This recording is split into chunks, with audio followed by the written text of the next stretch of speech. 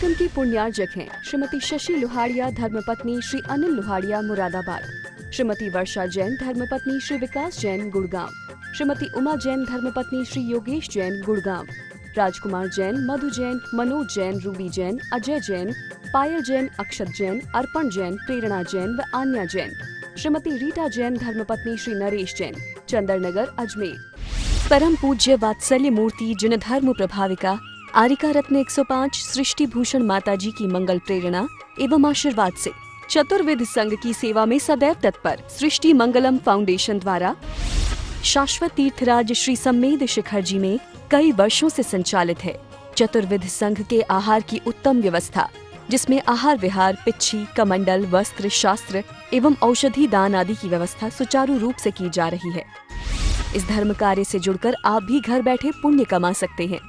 एक दिन की आहार व्यवस्था 2100 रुपए, सदस्यता 1 सप्ताह तक 11,000 रुपए, औषधि दान 11,000 रुपए, पिच्छी दान 11,000 रुपए, सदस्यता 1 वर्ष तक 21,000 रुपए, विशेष सदस्यता 31,000 रुपए, विशिष्ट सदस्यता 51,000 रुपए, अति विशिष्ट सदस्य 71,000 रुपए, संरक्षक 1,11,000 रुपए, शिरोमणि संरक्षक 2,11,000 रुपए। दान राशि निम्नलिखित खाते में जमा कराएं एवं अधिक जानकारी के लिए दिए गए नंबरों पर संपर्क करें। आपके द्वारा दिया गया दान धारा 80G के अंतर्गत कर मुक्त रहेगा।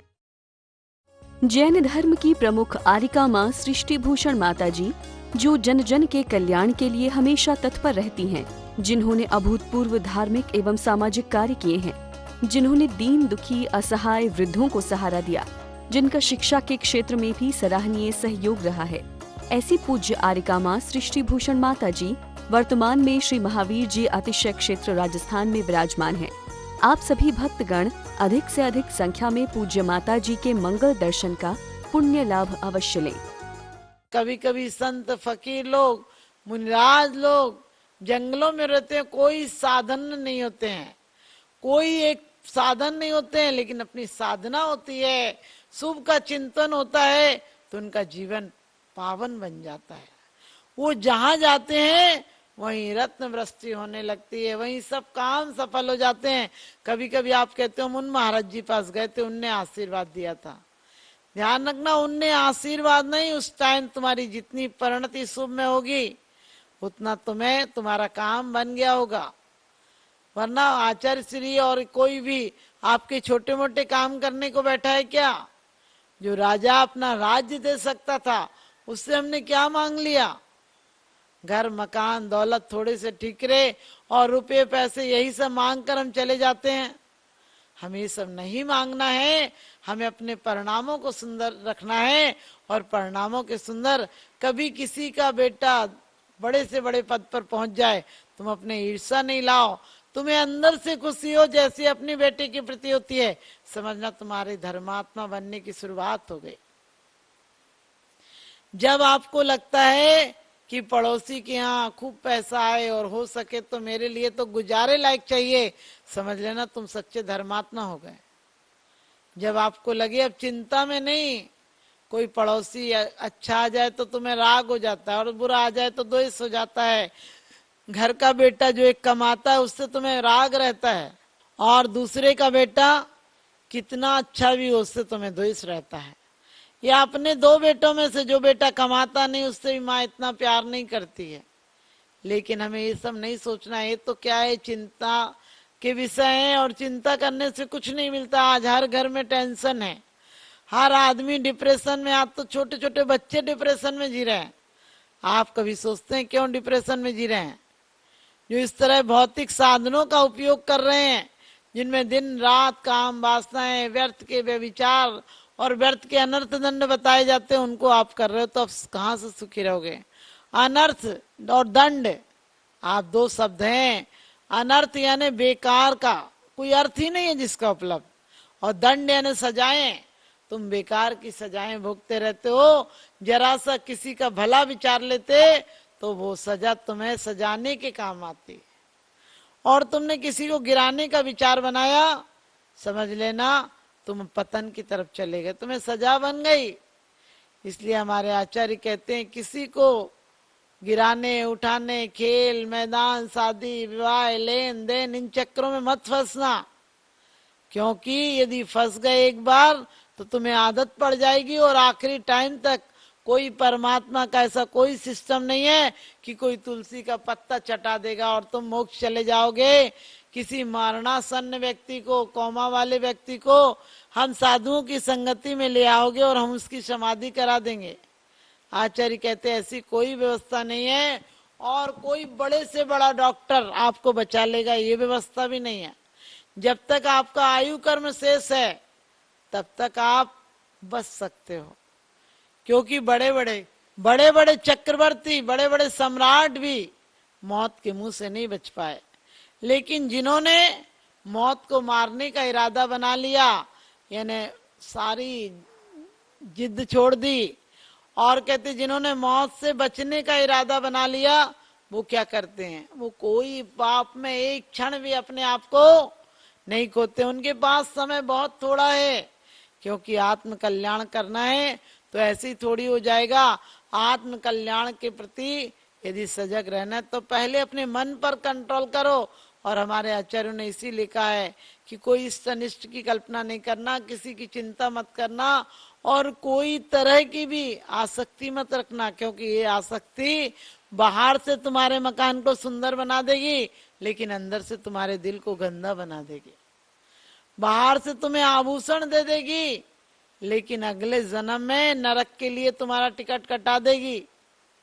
हमारे आचार्यों ने कहा है कि आज पंचम काल में एक भक्ति आराधना ऐसी है और सत्संग ऐसा साधन है, क्योंकि कहते हैं भगवान तो मौन रहते हैं, भगवान तो मौन रहते हैं, उनसे वास्ता ही क्या है।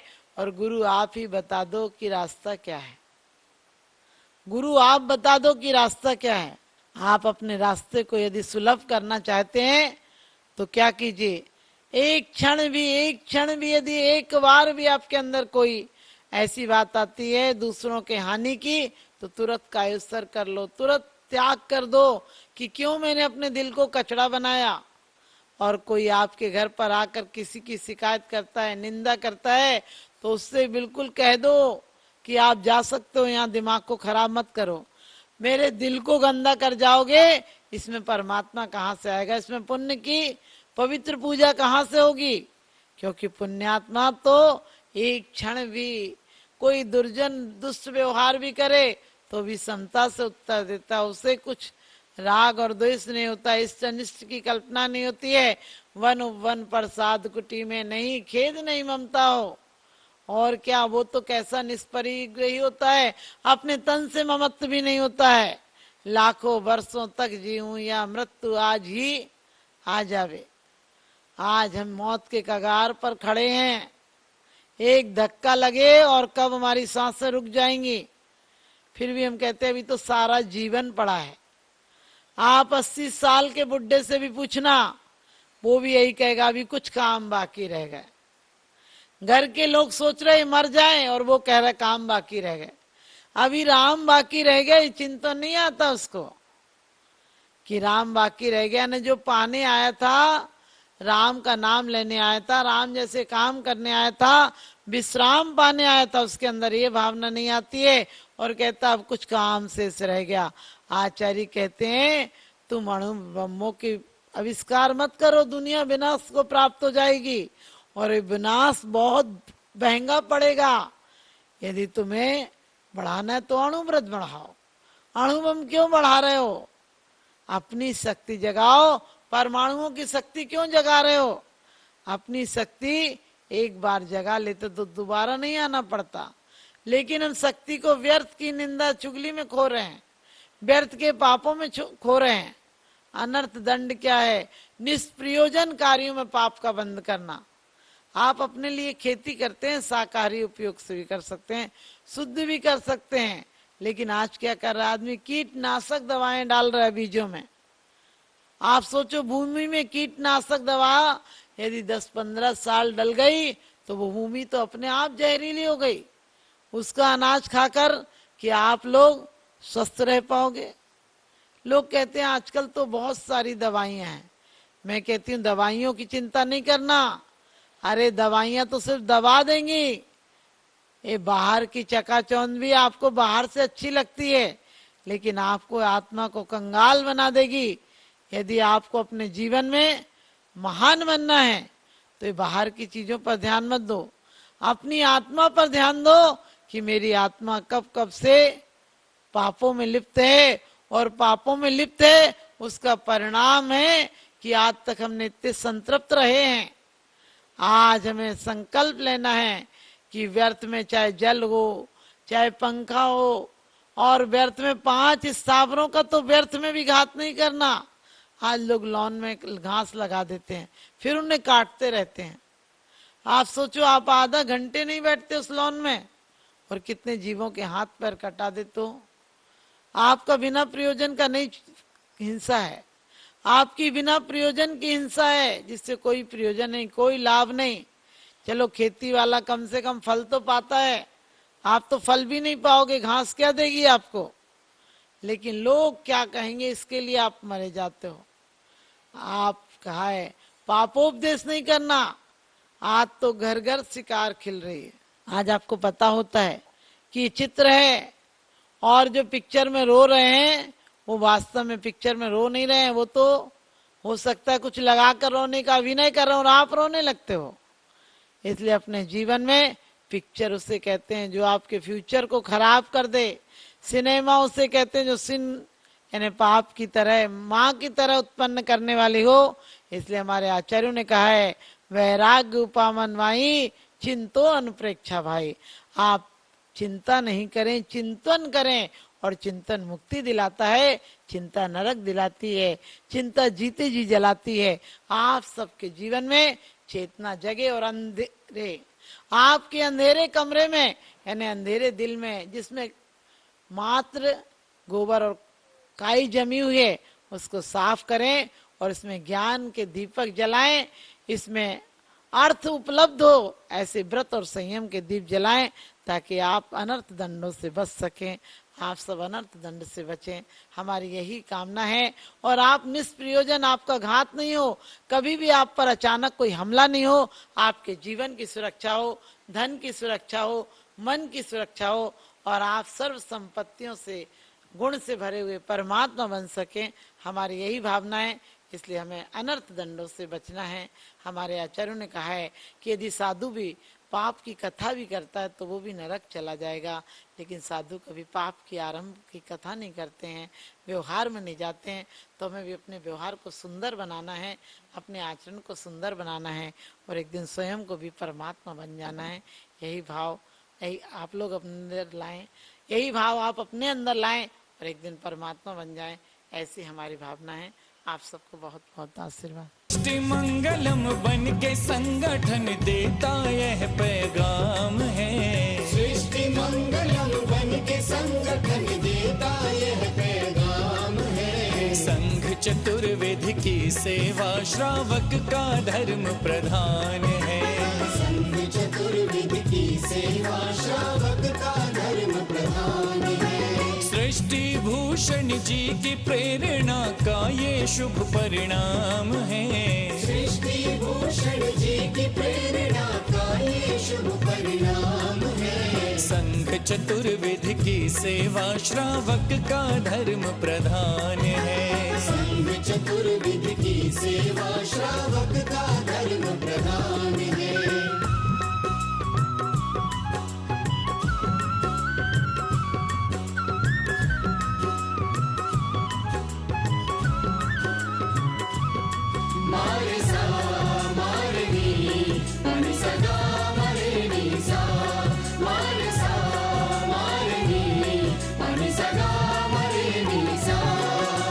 त्यागी वृंद के आहार दान है तू जो सदा संकल्पित है।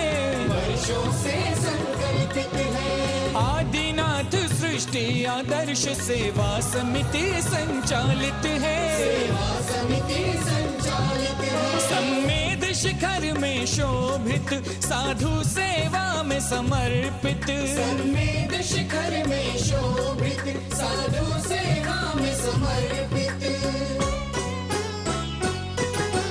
दूर करे साधकों की चर्या में जो भी व्यवधान है। दूर करे साधकों की चर्या में जो भी व्यवधान है। संघ चतुर्विध की सेवा श्रावक का धर्म प्रधान है। संघ चतुर्विध की सेवा श्रावक का धर्म प्रधान है।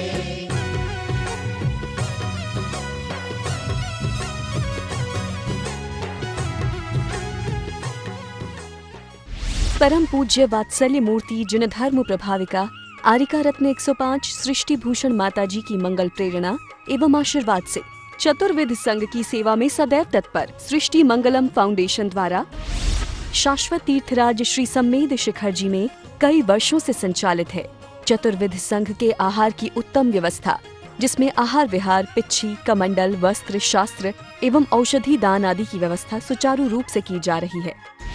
इस धर्म कार्य से जुड़कर आप भी घर बैठे पुण्य कमा सकते हैं।